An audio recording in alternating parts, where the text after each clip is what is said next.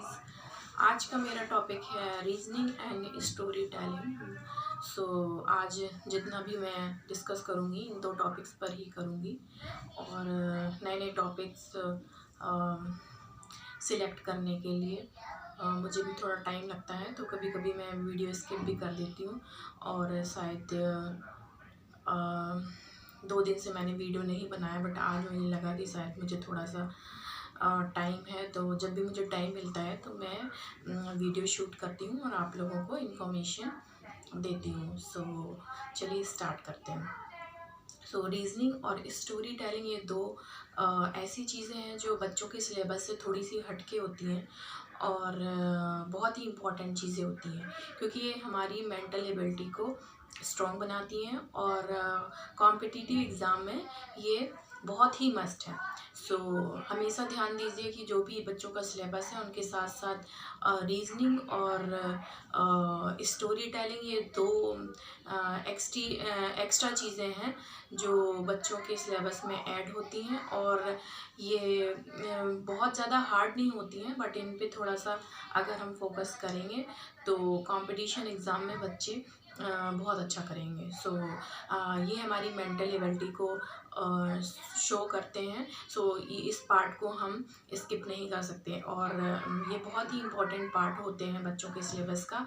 But parents क्या करते हैं कि जब बच्चे पढ़ते हैं तो वो हमेशा इस पार्ट को बहुत लाइटली ले लेते हैं, और अगर बच्चे बेसिक से ही इन चीज़ों को टच में रहेंगे तो कंपटीशन एग्ज़ाम में उनके लिए कोई प्रॉब्लम नहीं आएगी। हमेशा इस चीज़ का ध्यान रखिए कि जो भी उनके सिलेबस में है वो हर चीज़ इम्पॉर्टेंट है। मुझे पता नहीं कि रीजनिंग और स्टोरी टेलिंग ये दो ऐसे टॉपिक हैं हर सिलेबस में होते हैं या नहीं, बट मेरे बच्चे का एनसीईआरटी का सिलेबस चलता है।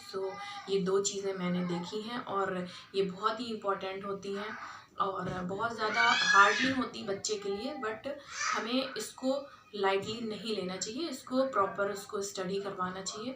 बिकॉज जब ये कंपटीशन में आएंगी और बच्चे अगर बचपन से ही इनको प्रैक्टिस करते रहेंगे तो उनकी मेंटल एबिलिटी स्ट्रांग होगी और वो ईजिली इन क्वेश्चंस को सॉल्व कर लेंगे। हमेशा ध्यान दीजिए कि कैलकुलेशन के साथ साथ हम पूरा फोकस कैलकुलेशन पे करते हैं कि मैथ्स की बुक है और हमें कैलकुलेशन पे फोकस करना चाहिए।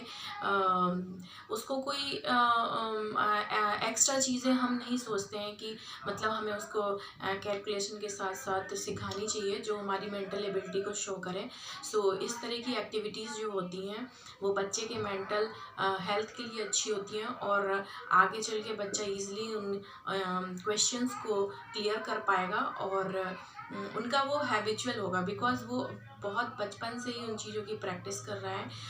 वो उनका हैबिचुअल है और ईजिली बिना टाइम वेस्ट किए बहुत ही फास्ट वे में वो उसको कर लेगा।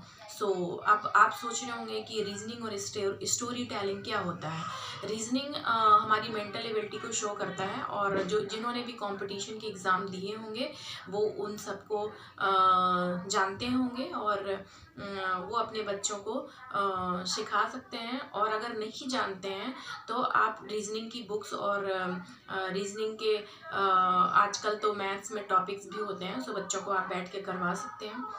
और मैथ्स में ही आजकल हमारे टाइम पे तो स्टोरी टेलिंग वगैरह का मैथ्स में ये सिलेबस नहीं होता था, मैथ्स में सिर्फ कैलकुलेशन ही होती थी।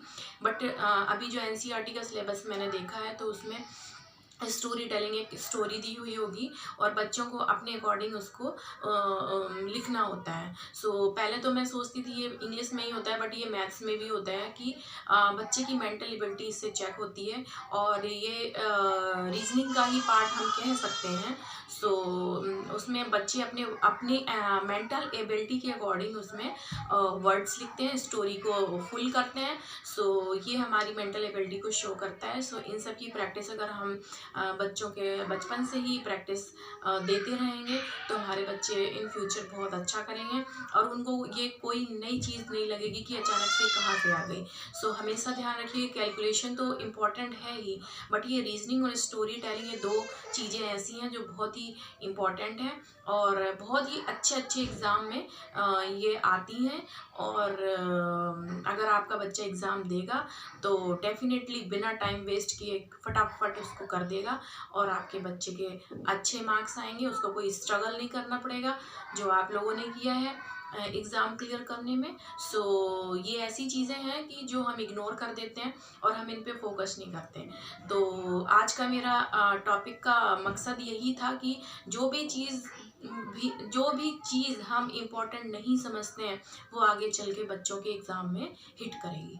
सो किसी भी चीज़ को आप नॉर्मल मत समझिए और सिलेबस में जितना भी टॉपिक है, जितना अगर डिफरेंट टाइप का टॉपिक है आप उसको, आजकल तो गूगल में इतना इतना सब कुछ है कि मुझे नहीं लगता है कि जो पढ़े लिखे पेरेंट्स हो नहीं हैं वो सपोर्ट नहीं कर पाते हैं। सो आजकल फैसिलिटी इतनी ज़्यादा है कि एजुकेटेड लोग तो सपोर्ट कर ही रहे हैं, बट अगर आप एजुकेटेड नहीं हैं तो आप गूगल में सर्च करके अपने बच्चों को हेल्प कर सकते हैं और उनको सपोर्ट कर सकते हैं। सो आज का मेरा टॉपिक यही था और इसी तरीके के वीडियो देखने के लिए आप मेरे चैनल को सब्सक्राइब करिए और कमेंट्स में लाइक करिए। और अगर आपको ये वीडियो इंफॉर्मेशनल लगा हो तो आप इसको शेयर भी कर सकते हैं। और ये बहुत ही माइनर सी चीज़ें हैं जो हम निगलेक्ट कर देते हैं और अगर हम इन चीज़ों पे फोकस करेंगे तो हमारे बच्चे का सिलेबस का कोई भी पार्ट छूटेगा नहीं।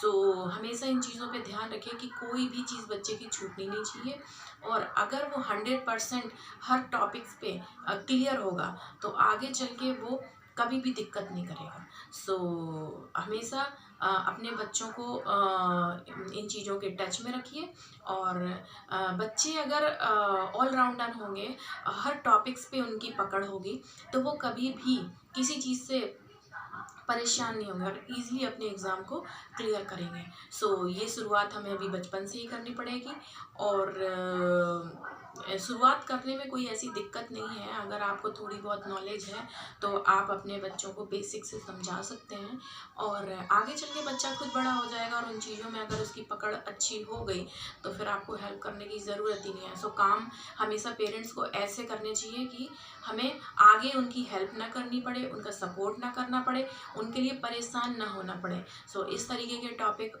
देखने के लिए बने रहिए हमारे चैनल के साथ में और आज के लिए बस इतना ही। बाय।